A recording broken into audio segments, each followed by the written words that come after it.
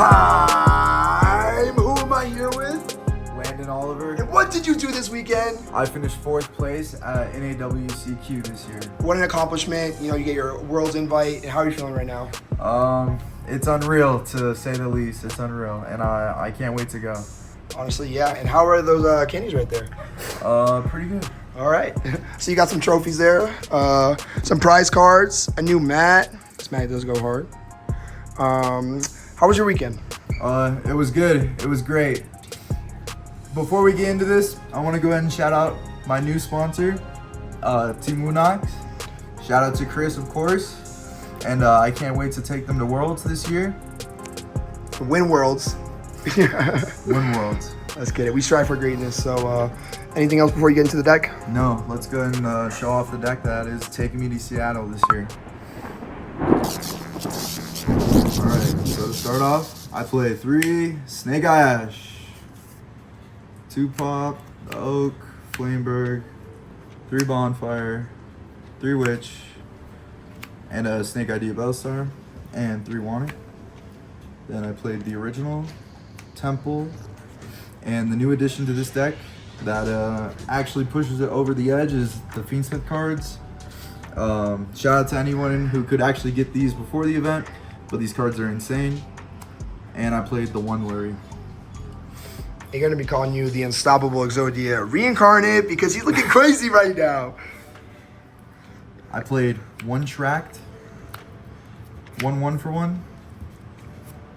And for the non-engine, I played 3 Ash Blossom, 3 Effect Veiler, 3 Nibiru, 3 Infinite Impermanence. I played 3 Mourner and 3 Droll. And for the last 2 spots, I decided to play Druid's Worm and a Mag. As far as these go, the best ones obviously are going to be these ones. These last 8, I decided to play these because I did just want to be negating Witches and Promethean Princesses whenever they dump it for Beatrice. I actually thought Droll was going to be really good this weekend. It actually was only ever good like in top 16. But other than that, I didn't really like the card, but it was still good. And then the 2 Bishiels, these cards really overperformed, and I'm really happy I played them. Let's just talk about that deck. What a beautiful deck. An expensive deck. It's a shiny deck. How do you feel about this deck? It's great. It's great. The main deck is 45 cards. 45. Shout out Lorelei. On to the extra deck. For the Fiendsmith cards, I played one of the Link 1, the card that does it all, Sequence, Lacrum, and Desiree, and a Beatrice. And then I did decide to play the Necroquip, just so I could play through that 3rd hand trap. It only ever came up 1 time, but I am glad I did play it. It also has another effect where you can equip a Fiend to it. So if your opponent ever activates Tract while this is on the field, you can either draw a card or you can equip their Lurie to it. That actually came up once. I played 1 Anima, IP, this card's insane, SP.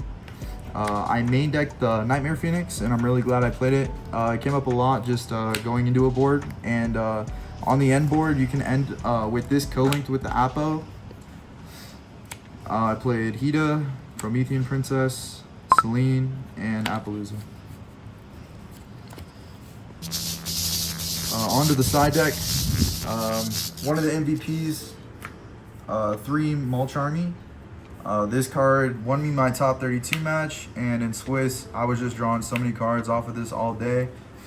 Yeah, this card's insane. 3 Crossout. Did you ever side the 1 Chummy? I did do that often. It actually never even came up, but I did do it just in case because this card is good. I played 3 Dark Ruler. This is really just like for Rogue and versus Yubel. It's really good because if you have another hand trap to stop the Yama, and if you have this in your hand, it'll clear the whole board. It actually never even came up, but like I'm glad it was there. What makes Beatrice FTK? I played 1 Angel of Blue Tears, the D barrier for Despia or for the Tempai matchup. I played one Black Goat Laugh. Shout out to Kamal for letting me borrow this. This card was really good all weekend. It's good to hard draw, it's good to pitch or send off your Beatrice. And the MVP in my side deck, to be honest, was the Magic Deflector. I flipped this card so many times this weekend and it just won me the game every time. Versus Yubel, this card's just an auto win. Temp-Eye, it's an auto win. And for the last two spots, I did decide the Axis code because I didn't want to cut anything out of my extra deck game 1. But I did miss this card, but it was still in my side deck for games 2 and 3. And then the card I used the least was M7. I mean, I'm glad it was in there, but I just don't think it was necessary. Yeah, I'm upset we played that card. I am too. Just made our extra deck awkward going into like game 2 or 3. Yeah, it did. I lost the game because I sided this out for this to play around the third hand trap, and then I ended up losing the rivalry because I did that. But yeah, that's the deck. All right, anything else you want to say before we end the profile? Any shout outs? Yes, of course. Pull up the list. Shout outs obviously have to go to my family. That's my dad, Tristan, Perry, and of course Giovanni. I don't know, they've been supporting me this whole way through, and I'm just glad I can finally say I did it for them. Obviously, the obligatory shout out to Chris LeBlanc for everything that he's done for me as well, and I couldn't have gotten here without him. Shout out to the best deck builder in the game, of course, Hani Jahari. I cannot thank you enough for building this deck, and it was just perfect all weekend. And the prepping for this event was just all good. And of course, shout out to Ben Smallin and Anthony Smallin for being the best testing partners and letting me crash at their house, playing every day. Yeah, it helped a lot. Shout out to Coco for the door, and shout out for and the vape.